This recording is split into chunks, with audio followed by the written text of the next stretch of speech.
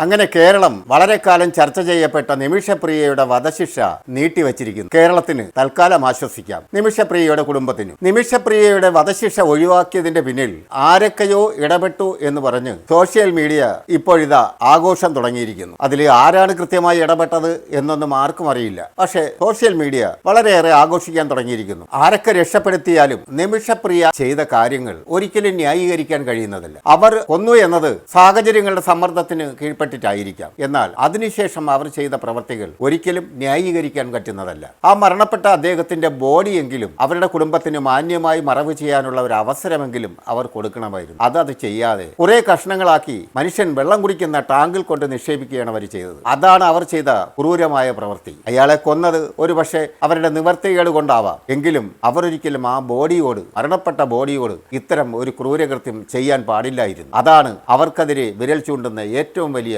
Criminal കുറ്റം. നമുക്കറിയാലോ, Saudi ജയിലിൽ കഴിയുന്ന അബ്ദുറഹ്മാന്റെ കാര്യത്തിലും വളരെയേറെ ദുരൂഹതകൾ സംഭവിച്ചിരുന്നെങ്കിലും അദ്ദേഹത്തിന്റെ കയ്യിലാണ് ഒരുപക്ഷെ അങ്ങനെ സംഭവിച്ചു പോയിട്ടുണ്ടെങ്കിലും അദ്ദേഹം ആ മരിച്ച ബോഡിയെ ഒന്നും ചെയ്തിരുന്നില്ല. മനുഷ്യൻ സ്വാഭാവികമായിട്ട് എന്തെങ്കിലും ക്രിമിനൽ കുറ്റങ്ങളിൽ പെട്ടുകഴിഞ്ഞാൽ പിന്നെ രക്ഷപ്പെടാനുള്ള മാർഗങ്ങൾ സ്വീകരിക്കുക എന്നുള്ളത് ഒരു സ്വാഭാവിക സംഭവമാണ്. അത് നമ്മളിപ്പോൾ എല്ലാ വാതകങ്ങളെടുത്താലും നമുക്കത് കാണാൻ കഴിയും. പക്ഷെ ഇവിടെ ഒരു ധീരമായ വനിതയുടെ പ്രവർത്തികളാണ് അവർ ചെയ്ത് സമൂഹത്തെ കാണിച്ചത്. നിമിഷപ്രിയ ചെയ്ത കൊലപാതകം കൊണ്ടല്ല ആരും അവരുടെ കാര്യത്തിൽ ഇത്രയും കാലം ഇടപെടാതിരുന്നത്. അതിനുശേഷം ചെയ്ത ആ ക്രൂരമായ പ്രവൃത്തിയാണ് ഒരു സമൂഹത്തിനും അംഗീകരിക്കാൻ കഴിയാതെ വന്നത്. ഒരുപക്ഷെ അവരുടെ കുടുംബത്തിനും ഈ മരണപ്പെട്ട ആളുടെ കുടുംബത്തിനും ഇത്രത്തോളം വാശി പിടിക്കാനുള്ള കാരണം അത് തന്നെയാകാം. ആ ബോഡി അവർക്ക് മാന്യമായി മറവ് ചെയ്യാൻ അവർ വിട്ടുകൊടുത്തില്ല. അത് തന്നെ ആവണം ഇത്തരം വാശിപിടുത്തങ്ങൾക്കുള്ള കാരണമായി മാറിയത്. നമുക്കറിയാമല്ലോ, സാധാരണയായ ഒരു മനുഷ്യൻ ഇതുപോലുള്ള ഏതെങ്കിലും ഒരു സംഭവത്തിലൊക്കെ പെട്ടുകഴിഞ്ഞാൽ എത്രമാത്രമാണ് ഭയപ്പെട്ടു പോകുന്നത്. പിന്നെ അവർക്ക് മുൻപോട്ട് ഒരു കാര്യത്തിനും ഒന്നും ചെയ്യാൻ കഴിയില്ല.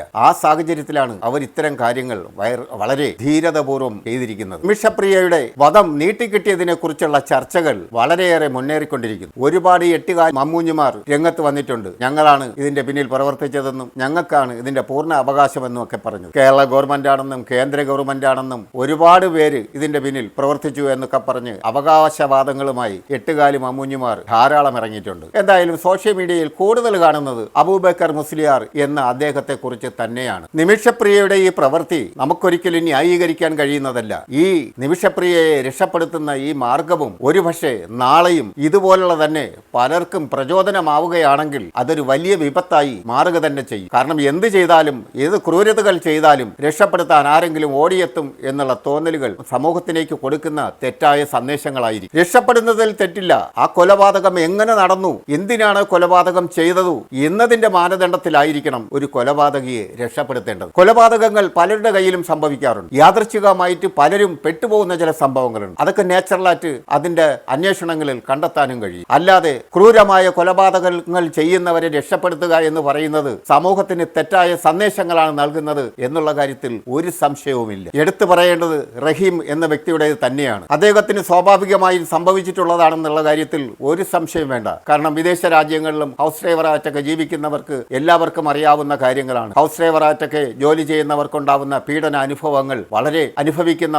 മലയാളികൾ ധാരാളമുണ്ട്. മലയാളികൾ മാത്രമല്ല, ഇന്ത്യയിൽ നിന്നും വിദേശത്തു നിന്നൊക്കെ വരുന്ന ഹൗസ് ഡ്രൈവർമാർ ഒരുപാട് പേർ അത്തരം പീഡനങ്ങൾ അനുഭവിക്കുന്നുണ്ട്. അവർക്കൊക്കെ സ്വാഭാവികമായിട്ടും പെട്ടെന്നുണ്ടാകുന്ന വിഹാരങ്ങളിൽ അവരെന്തെങ്കിലുമൊക്കെ ചെയ്തെന്ന് വരും. അതൊക്കെ സ്വാഭാവികമായ സംഭവങ്ങളാണ്. അങ്ങനെ ചെയ്യാൻ പാടില്ല. അതൊക്കെ 100% തെറ്റാണ്. നമുക്ക് കഴിഞ്ഞില്ലെങ്കിൽ നമ്മൾ നമ്മുടെ നാട്ടിലേക്ക് തിരിച്ചു പോവുക എന്നുള്ളതാണ് നമ്മൾ ചെയ്യേണ്ട പ്രവൃത്തി. അല്ലെങ്കിൽ നിയമപാലകരെയും നിയമത്തെയും നമ്മൾ സഹായം തേടുക എന്നുള്ളതാണ് നമ്മൾ ചെയ്യേണ്ടത്. ഒരിക്കലും ഒരു വ്യക്തിയും ആരെയും കൊല്ലാൻ പാടില്ല. അതൊക്കെ തെറ്റായ പ്രവർത്തികളാണ്. അതിൻ്റെയൊക്കെ തീക്ഷ്ണ ഫലങ്ങൾ അനുഭവിക്കേണ്ടിയും നമ്മൾ വരും. നിമിഷപ്രിയ അയാളെ കൊന്നത് ഒരുപക്ഷെ അവരുടെ ജീവിത സാഹചര്യങ്ങളാകാം. ആ കൊലപാതകത്തിന് ശേഷം ചെയ്ത അത്തരം കാര്യങ്ങളെ എങ്ങനെയാണ് നമ്മൾ ന്യായീകരിക്കുന്നത്? നിമിഷപ്രിയയുടെ ജീവൻ തൽക്കാലം തിരിച്ചു കിട്ടി എന്നുള്ളത് സത്യമായിരിക്കാം. പക്ഷേ കേരളത്തിലെ സോഷ്യൽ മീഡിയ മുഴുവൻ ന്യായീകരണ തൊഴിലാളികളെ കൊണ്ട് നിറഞ്ഞിരിക്കുന്നു. കാന്തപുരം മുസ്ലിയാർ എന്ന ആ വലിയ മനുഷ്യൻ ജാതിയോ മതമോ മറ്റൊന്നും നോക്കാതെ നിമിഷപ്രിയയുടെ ജീവൻ തിരിച്ചു പിടിക്കാൻ വേണ്ടി ഇറങ്ങിയിട്ടുണ്ടെങ്കിൽ അദ്ദേഹം ചെയ്തത് ഒരു വലിയ കാര്യം തന്നെയാണ്. ഒരു കേന്ദ്ര ഗവൺമെന്റോ